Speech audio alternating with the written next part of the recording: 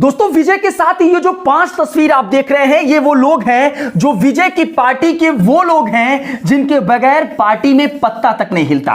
दोस्तों यहां तक कि ये जो 5 लोग हैं, इन्हीं के इशारे पर विजय पार्टी में एक एक काम करते हैं। दोस्तों इनमें से कुछ लोग ऐसे हैं जो पार्टी में नंबर 2 की हैसियत रखते हैं। दोस्तों इनमें से कुछ लोग ऐसे हैं जिनके पास अनुभव का भंडार है।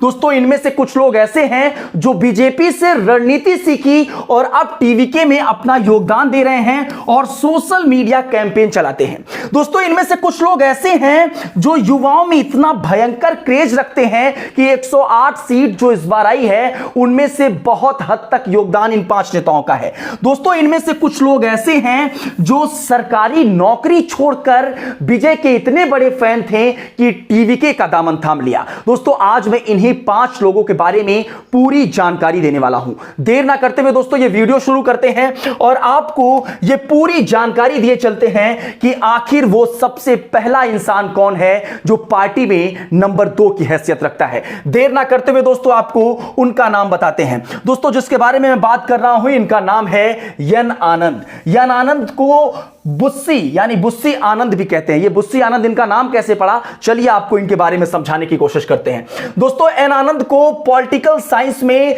चेन्नई से इन्होंने पढ़ाई की और उसके बाद इनका नाम जो है 2006 से बुस्सी पड़ गया। उसका सबसे बड़ा कारण यह है कि ये पौंडीचेरी से बुस्सी कॉन्स्टिट्यूएंसी से बुस्सी विधानसभा से एमएलए चुने गए थे और इसीलिए तब से इनका नाम बुस्सी आनंद पड़ गया। दोस्तों बाद में यह क्या हुआ, बाद में ऑल इंडिया एनआर कांग्रेस से ये जुड़ जाते हैं और उसके बाद ये 2016 में जिस कॉन्स्टिट्यूएंसी से लड़ते हैं वहां से ये चुनाव हार जाते हैं।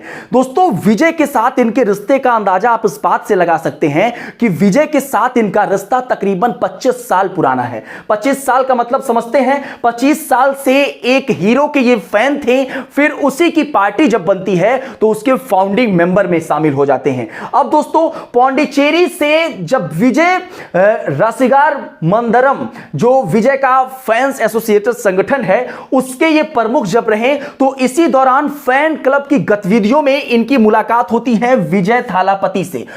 और जब विजय थालापति से इनकी मुलाकात होती है तो उनसे संपर्क बढ़ना स्टार्ट होता है।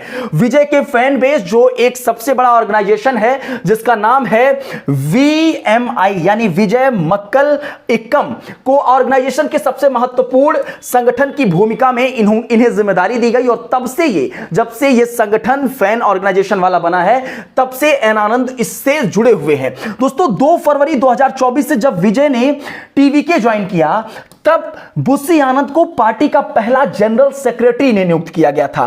Fan base VMI structure party organization में बदलना इनका काम था कि जो फैन बेस एसोसिएशन था जिसके ये पहले से प्रमुख थे उसको किस तरीके से पार्टी में और उसको वोट में किस तरीके से तब्दील करना है, वो एन आनंद का काम था। ग्राउंड लेवल पर organization, booth level working, cadre management और कोऑर्डिनेशन। दोस्तों पार्टी के स्पोक पर्सन के रूप में मीडिया और पब्लिक कम्युनिकेशन में भी इनका बहुत महत्वपूर्ण योगदान था।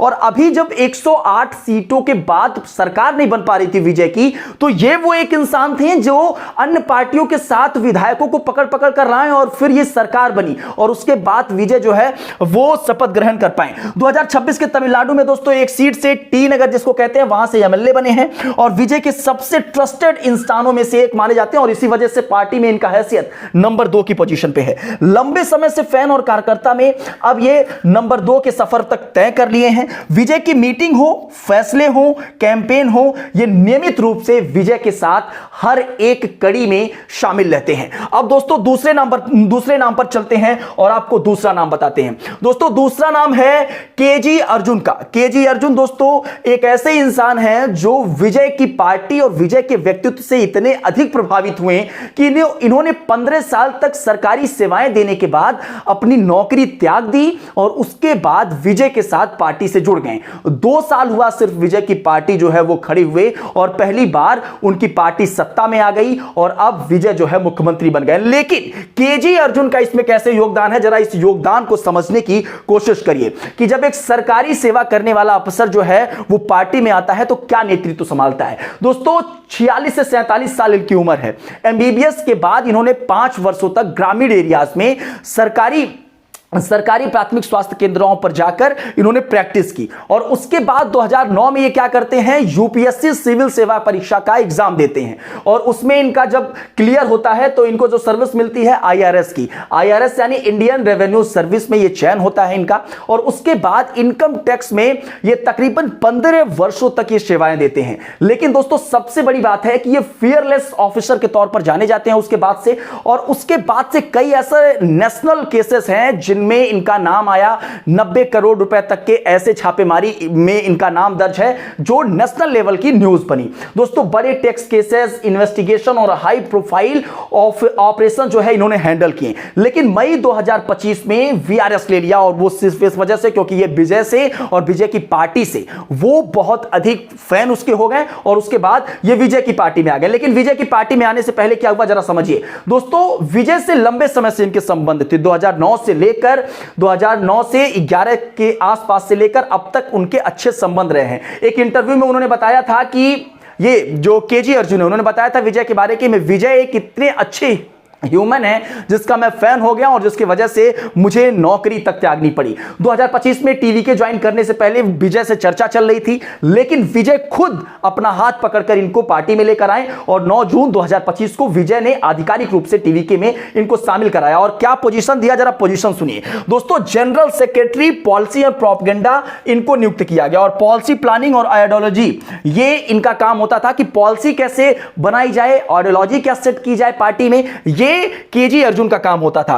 प्रचार का काम, मीडिया आउटरीच और पब्लिक मैसेजिंग, पब्लिक में क्या मैसेज देना है वो भी केजी अर्जुन का काम था। देखिए चेहरे जो है वो विजय थालापति थे, लेकिन ये 5 लोग ऐसे थे जो हर मुद्दे पर क्या करना है, कैसे करना है, कब करना है, ये सारा सेटिंग जो है ये 5 लोग करते थे और उनमें से ये एक प्रमुख नाम है। प्रशासनिक एक्सपर्टीज इनके पास थी, 15 सालों तक प्रशासनिक सेवा इन्होंने दी, तो उसका जो एक्सपीरियंस था वो पार्टी में जब आया तो वो पार्टी और निखर कर सामने आई। वर्तमान में एमएलए हैं और टीवी के सरकार में भी मंत्री पद की शपथ लिए हैं। कोर इनर सर्कल का हिस्सा माने जाते हैं और विजय के एक ट्रस्टेड इंसानों में से एक माने जाते हैं। मीटिंग हो, फैसले हो, पब्लिक बिल्डिंग हो, इसमें सबसे महत्वपूर्ण भूमिका जो है वो इनकी रहती है। दोस्तों तीसरा नंबर जिसका है उनका नाम है सीटीआर निर्मल कुमार। सीटीआर निर्मल कुमार के बारे में आपको दोस्तों बताऊं, सीटीआर निर्मल कुमार बीजेपी में थे। बीजेपी से राजनीति जब इन्होंने शुरू की थी, उसके बाद दोस्तों बीजेपी के जो वहां के स्टेट प्रेसिडेंट थे अन्नामलाई, उनके साथ इनका कुछ मतभेद होता है और उसके बाद ये दूसरी पार्टी में जाते हैं। लेकिन इनका जो रोचक है 2 पार्टियों में जाने का और उसके बाद टीवीके में आने का, वो 2 पार्टियों से जो अनुभव इनको मिला वो टीवीके में आकर जब झोंका तो टीवीके जो है वो सत्ता में आ गई और थालापति विजय जो है वो सत्ता में आ गए। जरा समझने की कोशिश करिए। 40 साल की इनकी उम्र है, इंजीनियर, एलएलबी और एमए इन्होंने किया है। राजनीति में शुरुआत बीजेपी से की 2008 और 2009 के आसपास। तमिलनाडु बीजेपी आईटी सेल और सोशल मीडिया विंग का स्टेट प्रेसिडेंट इन्हें नियुक्त किया गया 2019 से 23 तक के बीच में। 2023 में बीजेपी स्टेट प्रेसिडेंट और के अन्नामलाई से सार्वजनिक इनके ऊपर विवाद हुआ और उन्होंने अन्नामलाई पर टीवीएमके के साथ गुप्त साठगांठ का आरोप लगा दिया।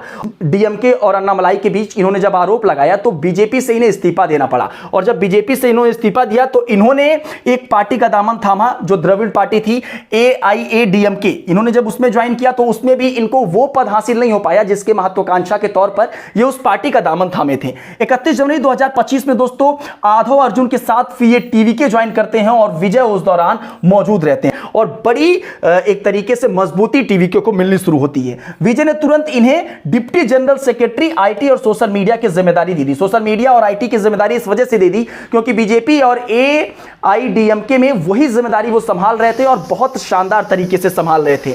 पार्टी की सोशल मीडिया और डिजिटल कैंपेन, डिजिटल एनालिटिक्स और इसके अलावा वोटर सर्वे, इन तमाम चीजों का काम जो है ये करते हुए आ रहे थे। बीजेपी और AIADMK से सीधे डिजिटल वॉर रूम एक्सपर्टीज को टीवीके में लागू किया इन्होंने और पार्टी का प्रमुख स्पोक पर्सन भी इन्हें बना दिया गया। अब ये क्या करते हैं, मीडिया में इंटरव्यू देते हैं, मुद्दों पर स्टैंड करते हैं और पोस्ट पोल के बाद जब ये हुआ कि जब 108 सीटों का आंकड़ा जो है वो आगे बढ़कर 118 तक नहीं पहुंच रहा था तो उसमें जो सीटीआर निर्मल हैं ये सबसे शानदार काम कर रहे थे।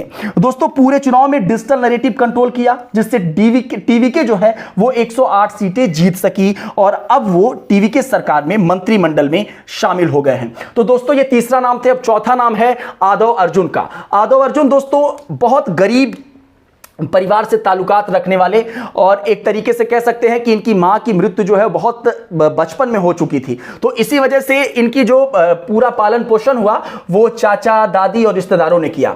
पॉलिटिकल साइंस में एमए किया और फिर शुरुआती जीवन बहुत गरीब पूर्वक रहा, गरीबी में बीता रहा, लेकिन इनके अंदर एक काबिलियत ये थी कि ये खेल बहुत अच्छा खेलते थे, बास्केटबॉल बहुत अच्छा खेलते थे। अब ये बास्केटबॉल खेलने का नतीजा ये हुआ कि राजनीति में वो जो है वो शिफ्टिंग धीरे धीरे हुई। बास्केटबॉल के खिलाड़ी के रूप में भारत का प्रतिनिधित्व ये किए हैं। 2017 से खेल प्रशासन में आए और जनरल सेक्रेटरी तक तमिलनाडु ओलंपिक एसोसिएशन के बने। वॉइस ऑफ कॉमन नाम की एक संगठन ये चलाते थे, एक संगठन की नींव रखे, और उस संगठन का काम ये था कि ये संगठन जो है वो युवाओं को एकत्रित करती थी। डीएमके से जुड़ा हुआ, फिर उसके बाद चुनाव स्ट्रेटेजिक के रूप में ये काम करना शुरू किए। प्रशांत किशोर को डीएमके में तमिलनाडु में लाने में सबसे बड़ी भूमिका निभाए थे। प्रशांत किशोर को जो है वो रणनीतिकार माना जाता है। फिर वो डीएमके में जब तमिलनाडु में डीएमके 2021 में 19 में 21 में लाई थी, तो उस दौरान प्रशांत किशोर को लाने वाले यही तमिलनाडु में प्रशांत किशोर को लाने वाले थे डीएमके के लिए। अब वीसीके पार्टी में डिप्टी जनरल सेक्रेटरी भी बने और उस दौरान दलित अधिकार हुआ, सामाजिक न्याय हुआ, इक्वेलिटी हुआ, इन मुद्दों पर लगातार काम करते रहे। वीसीके से जब ये सस्पेंड हुए, किसी कारणवश इस्तीफा इन्होंने दिया, तो उसके बाद 31 जनवरी 2025 को विजय की मौजूदगी में पार्टी ज्वाइन करते हैं। विजय ने तुरंत जनरल सेक्रेटरी और इलेक्शन कैंपेन मैनेजमेंट का जिम्मा जो है वो आदव अर्जुन को सौंप दिया। आदव अर्जुन ने ही पीके को और टीवीके और पीके विजय को एक दूसरे के साथ जोड़ा, यानी विजय और प्रशांत किशोर को एक साथ मिलवाने में सबसे अधिक भूमिका जो है वो रही आदव अर्जुन की।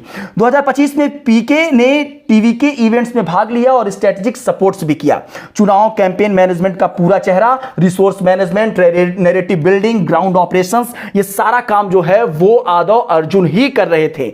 डीएमके के मजबूत गढ़ में पहली बार डीवीके की बड़ी जीत और 17,000 वोटों से ये जीत हासिल करे। कैबिनेट मंत्री के पद पर ये शपथ लिए हैं। जो अन्य लोग जो है, जब थालापति विजय जो है वो सीएम पद की शपथ ले रहे थे, तो अन्य जो लोग थे उनमें से एक ये भी कैबिनेट पद की शपथ ले रहे थे। विजय के साथ मंत्रिमंडल में अहम चेहरे के रूप में इन्हें देखा जा रहा है। दोस्तों आखिरी नाम जिनका है वो आखिरी नाम है के सेग्नोटियान। सेग्नोटियान जो है बहुत अधिक एक्सपीरियंस वाले व्यक्तित्व के हैं।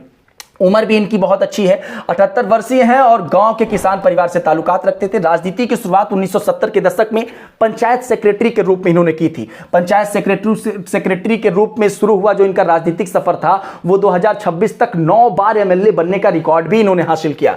1972 में IAMDK में शामिल होते हैं और 1977 में पहली बार ये एक कॉन्स्टिट्यूएंसी से 29 साल की उम्र में विधायक बनते हैं। कुल 9 बार अब तक 1977 से 2026 तक ये बन चुके हैं। जयललिता के बेहद करीबी माने जाते थे, उनके बहुत लॉयलिस्ट में से आदमी में से एक थे। कई बार मंत्री भी रहे और लेकिन 2025 के आसपास कुछ मतभेद बढ़ा इस पार्टी के दौरान और उसके बाद इन्हें उस पार्टी से निष्कासित कर दिया जाता है। 27 नवंबर 2025 को थालापति विजय की मौजूदगी में ये पार्टी ज्वाइन करते हैं और जब ये पार्टी ज्वाइन करते हैं तो विजय की पार्टी को एक अनुभव वाला नेता प्रदान होता है और ये अनुभव वाला नेता विजय की पार्टी को बहुत जरूरत था क्योंकि विजय की पार्टी को सीरियस लेने के लिए युवा तो थे लेकिन बड़े लोग जो है जो एक बुजुर्ग कैटेगरी के थे वो नहीं ले रहे थे और इसी वजह से जो जब ये शामिल होते हैं तो एक बहुत बड़ा जो अनुभव वाली चीजें होती हैं वो पार्टी के साथ शिफ्ट होती हैं। दोस्तों विजय ने उन्हें chief coordinator of high level administrative committee में बना दिया और विजय की मीटिंग्स, फैसले, पार्टी स्ट्रेटजी और तमाम चीजों के बारे में जब ज्ञान देना होता है तो इस आदमी ने वो बहुत बड़ी भूमिका निभाई। 10 मई 2026 को विजय के साथ कैबिनेट मंत्री की शपथ ये भी दिए हैं। ग्रास रूट ऑर्गेनाइजेशन खड़ा करना, बूथ लेवल स्ट्रेंथ और ट्रेडिशनल पॉलिटिक्स जो एक परंपरा बनी हुई है पॉलिटिक्स की उस पर गाइडेंस कैसे दिया जाता है इस आदमी ने वो सारी चीजें अच्छे तरीके से विजय को मुहैया कराई। दोस्तों ये 5 लोग थे जिनके बगैर अभी भी पार्टी में पत्ता नहीं हिलता और ये 5 लोग थे जो विजय की पार्टी को जीत की दहलीज तक पहली बार पार्टी 2 सालों में अगर पहुंची है तो ये 5 लोगों का बहुत योगदान है। इन 5 लोगों के बारे में आपका क्या कहना है, अपनी प्रतिक्रिया जरूर दीजिएगा और साथ में बताइएगा विजय थालापति की जीत पर आपकी क्या प्रतिक्रिया है। बहुत बहुत धन्यवाद। अगर चैनल पे नए हैं तो चैनल को सब्सक्राइब करना ना भूलें। अगर ये वीडियो पसंद आई हो तो अपनी प्रतिक्रिया इस पर बिल्कुल देना ना भूलें। बहुत बहुत धन्यवाद।